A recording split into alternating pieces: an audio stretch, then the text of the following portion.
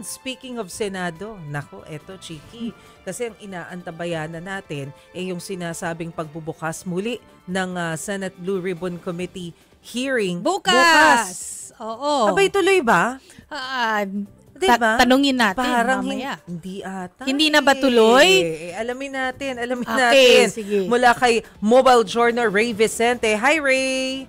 May tao pa ba dyan? Parang ikaw na lang naiwan na. At least hindi pinatayan ng ilaw. Hindi tulad kay Amy Atienza sa House of Representatives.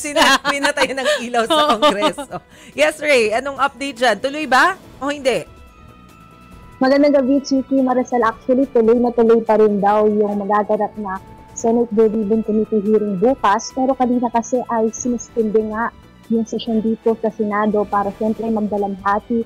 At bilang tradisyon na rin dahil nga sa pagpanaw ni dating Senate President Juan Ponce Enrile at nagbigay rin ng mensahe no si Senate President Tito Soto bilang pagbibigay pugay na rin daw sa naging legacy ng dating Senate President at ayun nga nabanggit ko ay tuloy na tuloy pa rin daw bukas ang hearing at kung saan nga 17 kongresista nga ang inimbitahan bukas at isa nga daw sa dadalo ay yung resigned ako Bicol representative na si Saldico ayon kay Senadora Amy Marcos na ang sabi pa ni Senadora ay isa daw dapat sa VIP witness bukas pero ayon naman sa post kanina lang din ni chairperson ng Blue Ribbon Committee na si Panfilo Lacson no, ay hindi na niya raw papayagan na magtestimonya pa si Saldico dito sa Zoom, via Zoom dahil nga raw ay magiging plataforma raw ito na sabihin na lamang kung anong gusto nila at kung sakali mahihirapan daw kasi talaga sila kung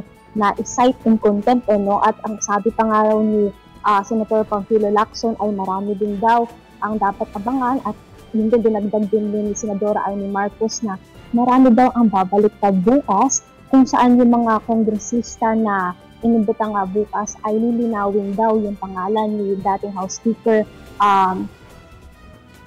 Romualdez para nga dito sa magaganap na Senate Blue Committee hearing bukas. Oo. Ray, bago natin ipagpatuloy yung report mo, pakinggan muna natin yung bahagi ng naging panayam mo kay Senator Amy Marcos kasi nakausap niyo siya kanina no, at nagbigay siya ng komento kagaya nga nung sabi mo doon sa pagsasalita ni Zaldico dyan sa hearing at sa Blue Ribbon Committee. Eto. Itis Chika, ang magaganap bukas dyan sa Blue Ribbon ay yung mga congressman pupunta doon, may script na daw sila at yun nga, liliwanagin na walang kinalaman si Martin Romualdez, si Bonjing.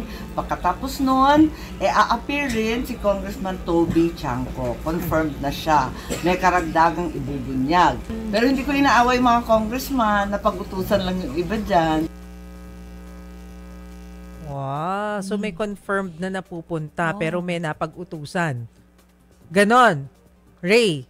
O sige. Yes, Maricel, no. Ang sabi nga kanina ni Senadora ay yun nga si Saldico pero agad naman ito nag-post si Senator Panfilo Lacson, hindi na nga raw talaga pwede via Zoom kasi ang nabanggit din sa post maliban niya na pwedeng gamitin itong plataforma kung ano mang kapag magsabi ng kahit anumang gusto at hindi agad na site in contempt ay under medication din daw kasi itong si Zaldico na nasa US pa. So talagang nagsabi na yung kampo ni Zaldico na hindi talaga makakarating sa Biyernes.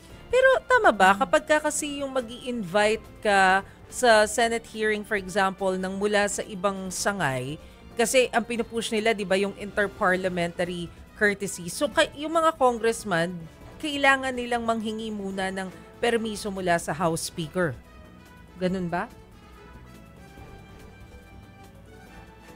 Pagkakaalam ko na Maricel, oo, pero kasi dito ay sa Senado hindi natin sigurado kung same pa rin ba yung process lalo na under medication na itong si Zaldico. Oo. At saka syempre, nandyan din yung usapin tungkol kay former House Speaker Martin Romualdez. So maigi, Ray, pakinggan din natin yung mga pahayag ni Senator Amy Marcos tungkol dyan sa pinsan niya. At saka tungkol kay Zaldico. Kasi 'di ba, sabi niya na si dating Speaker Martin ay hindi kakasuhan. Pero so far, wala. So, Merry Christmas pa rin. Tiniwalag ko na yon. Ang sabi kanina, mahaba daw yung listahan kaya hindi mabasa, pero wala pa rin. dapat umuwi siya. Ba't siya nagtatago sa Zoom?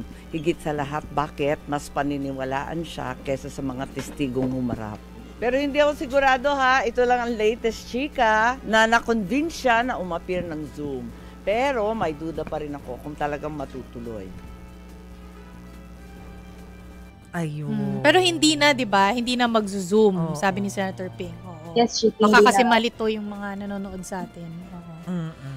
Okay, so kanina sabi mo naman, Ray, sinuspend din yung session bilang paggalang kay JPE. Sino yung mga nakausap mo tungkol kay JPE at saka ano yung mga ibinahagi nila sa iyo? Actually, Maricel, Chiki, talagang si Senate President Tito Soto lang talaga yung nakasama natin sa ambush interview at talagang nagbigay ng pagpupugay sa naging legacy nga at yun nga, nagkaroon nga ng mensahe kanina habang na sesyon at yung kahit nga iba't iba talaga yung paniniwala. Siyempre, hindi pa rin daw matatanggi na kung ano yung nabigay nito sa Senado at sa mismo. Ray, bukas confirmed na si Congressman Toby Tiangco, di ba? Nasabi nga daw ni Senator Amy Marcos may bagong ibubunyag.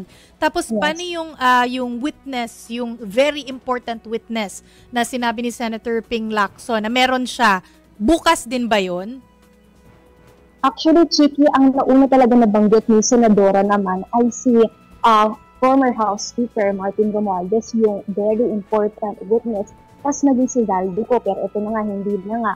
Ngayon, hindi talaga natin makumpirma kung sino talaga yon, pero ang sure na talaga napupunta itong sina-broadcast representative Toby Tiangco. Sorry, anong oras nga magsisimula yung hearing bukas, Ray? Maricel, Chiki, 10 o'clock a.m. pa rin magsisimula bukas yung Senate Blue Ribbon Committee hearing. So bukas alas 10 ng umaga, tututo ka na dyan. Aabangan ka namin, kasi yan yung inaantabayanan talaga natin for the longest time. Ano mangyayari sa Senate Blue Ribbon. But for now, we're glad na may dumaan sa likuran mo kanina. May kasama ka pa pala dyan. So hindi ka pa nag-iisa sa Senado. Kahit naman ata hindi namin makita, baka may kasama ka rin dyan. Easy. Okay, Ray, maraming salamat sa'yo. Thank you, Ray.